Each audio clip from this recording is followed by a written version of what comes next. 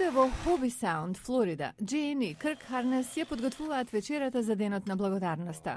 Джейн го прави преливот од семеен рецепт. Ова е нешто што мајка ми од секогаш го правеше во нашиот дом, ова беше традиција.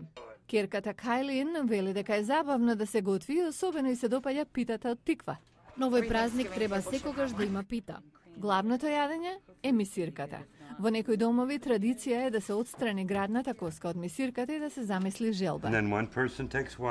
Еден од луѓето на масата ја држи коската од една, другиот од друга страна и се крши кога си замислувате желба. Оној кој ќе заврши со сплеснатиот дел на врвот ќе биде среќниот на кого ќе му се исполни желбата.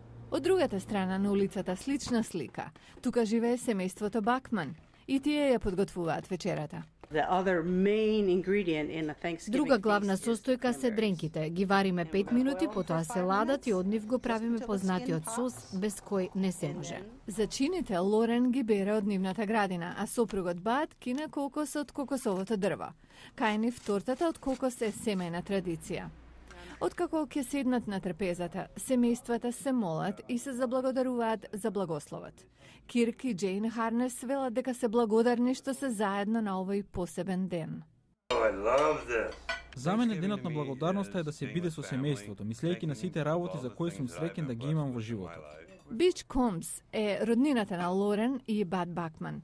Тој набројува за што се е благодарен. За моите деца, внуци, за тоа што Господ ме чувал сиве овие години. Соседот Кирк Нарнес вели дека денот на благодарноста придонесува за почитувањето на сето тоа што го има во сад, слободата пред се.